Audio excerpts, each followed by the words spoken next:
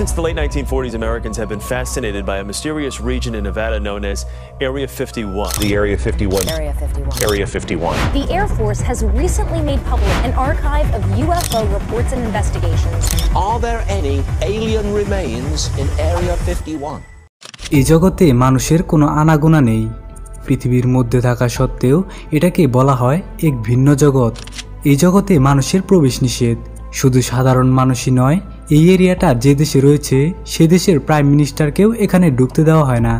বাইরের সাইনবোর্ডগুলোতে লেখা ভেতরে প্রবেশ করার চেষ্টা করলে মৃত্যু নিশ্চিত। আর এটাই এরিয়া 51। প্রিয় দর্শক, গত ৭৭ বছর আগে থেকে আমেরিকার আকাশে অনেকেই ইউএফও অর্থাৎ আনআইডেন্টিফাইড ফ্লাইং অবজেক্ট দেখতে পায়। পুরো আমেরিকাতেই তখন এই বিষয়টি নিয়ে আলোড়ন সৃষ্টি হয়। সেখানকার হাজার হাজার মানুষের চোখে পড়ে এই গোলাকার আকৃতির ইউএফওগুলো। 1947 সালের 24শে জুন পাইলট কেনেথ আর্নল্ড বলেন যে তিনি একটি শহরের পাশে 9টি উজ্জ্বল আকাশযান দেখতে পেয়েছেন। তিনি বলেন এগুলো অনেক দ্রুত গতিতে উঠতেছিল। তাদের স্পিড ছিল আনুমানিক 2000 কিলোমিটার প্রতি ঘন্টা। এই ঘটনা ঘটার 2 সপ্তাহ যেতে না যেতেই পুরো আমেরিকা জুড়ে শোরগোল উঠে যায় যে আমরা সবাই ইউএফও দেখেছি। বিভিন্ন গণমাধ্যমেও এই এলিয়েন ইউএফও নিয়ে আলোচনা ওঠে। আমেরিকার বহু জায়গাতেই এদের দেখা মিলে। তবে যেখানে নিউক্লিয়ার বোমের টেস্টিং চলতেছিল ঠিক সেখানেই ইউএফওগুলো বেশি দেখা যাচ্ছিল।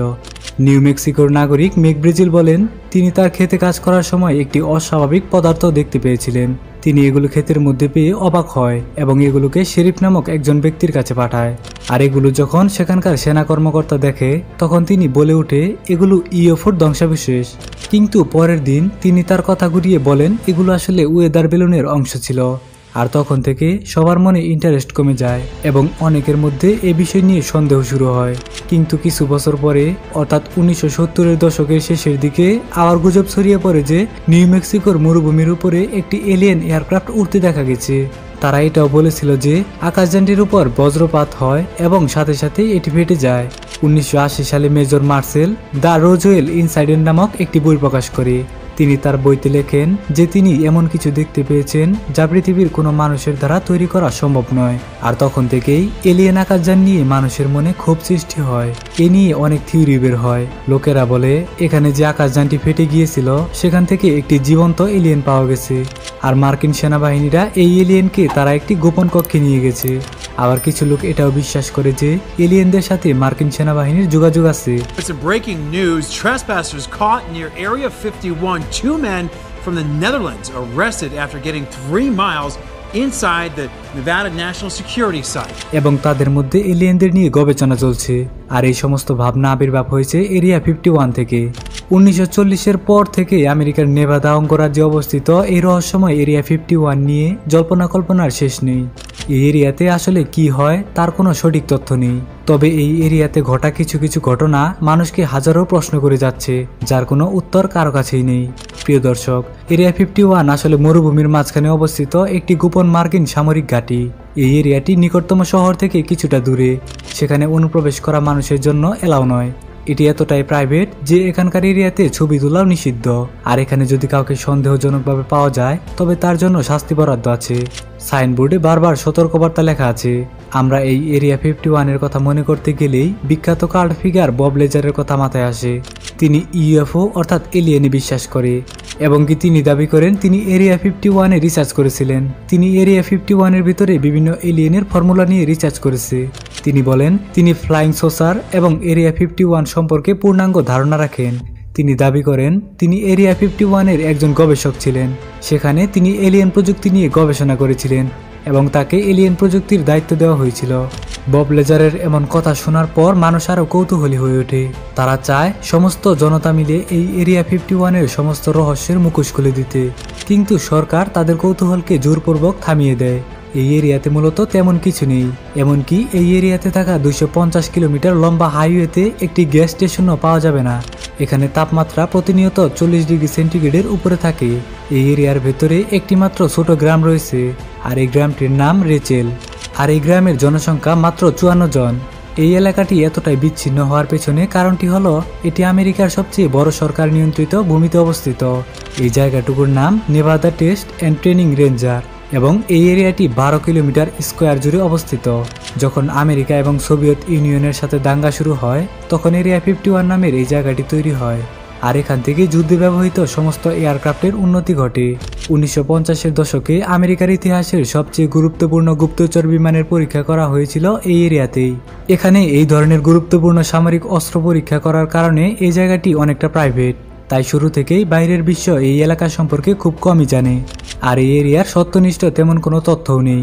তবে কয়েক বছর আগে এই এরিয়ার সত্যনিষ্ঠ তথ্য পর্যালোচনা করার জন্য একটি গুপ্তচর বিমান তৈরি করা হয়, আর এই বিমানটি দিয়ে এই এরিয়ার সমস্ত গোপন কাজকর্ম মনিটর করার কথা চিন্তা করা হয়। 1949 সালে যখন সোভিয়েত ইউনিয়ন তাদের প্রথম পারমাণবিক বোমা পরীক্ষা করতেছিল তখন আমেরিকার প্রেসিডেন্ট একটি গোপন CIA প্রোগ্রাম চালু করেন। তিনি এমন একটি গুপ্তচর বিমান বানানোর কথা চিন্তা করে যার বাজেট ছিল $22 মিলিয়ন, আর এটি জ্বালানি ছাড়াই 4800 কিলোমিটার উড়তে পারে। এর সাথে 320 কেজি ক্যামেরাও বহন করতে পারে, এবং কি এই গুপ্তচর বিমানটি 21,000 মিটার উচ্চতায়ও উঠতে পারে, আর এই বিমানটি কোনো রাডারে ধরাও পড়ে না। এই বিমানের নাম দেওয়া হয় U-2। এটি আমেরিকার ইতিহাসের অন্যতম একটি গুপ্তচর বিমান, আর এটি দিয়ে সোভিয়েত ইউনিয়নের সমস্ত রহস্যই ফাঁস করা গেছে। তবে বিমানটি কোনো এক কারণবশত শত্রুদের হামলার মুখোমুখি হয়ে ধ্বংস হয়ে যায়।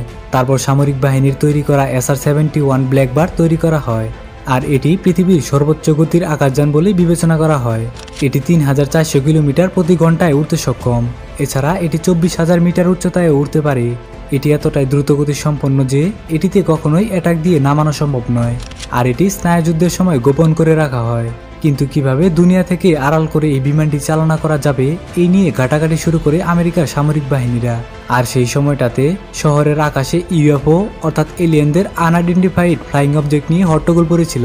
আর এই সুযোগে সামরিক বাহিনীরা এই ব্ল্যাকবার্ডকে আকাশে টেস্টিং করে, যেন সবাই দেখে ভেবে নেয় যে এটি এলিয়েনদের ফ্লাইং অবজেক্ট। কিন্তু এটা দেখার পর দেশের মানুষের মধ্যে আতঙ্ক সৃষ্টি হবে বলে ধারণা ছিল, তাই মিডিয়াতে এবং সংবাদপত্রে এই ব্ল্যাকবার্ডকে একটি ওয়েদার বেলুন বলে পোস্টিং করা হয়।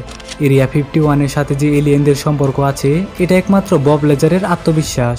1989 সালে তিনি দাবি করেছিলেন যে তিনি এরিয়া 51-এর সেক্টর 4-এ কাজ করেছিলেন।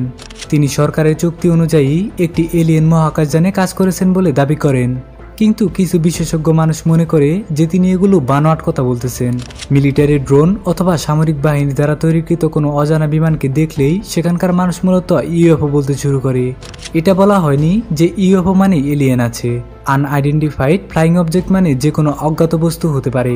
যেহেতু এই গুপ্তচর বিমানগুলি এরিয়া 51-এর আশেপাশে পরীক্ষা করা হয়েছিল, তাই সবাই মনে করে এটি এলিয়েনদের শহর। Storming Area 51, where conspiracy theorists think the government has aliens on ice, as just clickbait. তবে US এয়ারফোর্স বেশ কয়েকটি UFO দেখতে পেয়েছে। তারা বলেছে তাদের বিমানের আশেপাশে উড়তেছিল এই সমস্ত আকাশযানগুলি। তবে এই সমস্ত রিপোর্টকে বাতিল করা হয়। বব লেজারের কথা মতো এই এলিয়েনদের স্পেস ক্রাফটগুলো এলিমেন্ট 115 দিয়ে তৈরিকৃত, আর এই 115 এলিমেন্টের সাহায্যে আকাশযানগুলো মধ্যাকর্ষণ শক্তি তৈরি করতে পারে।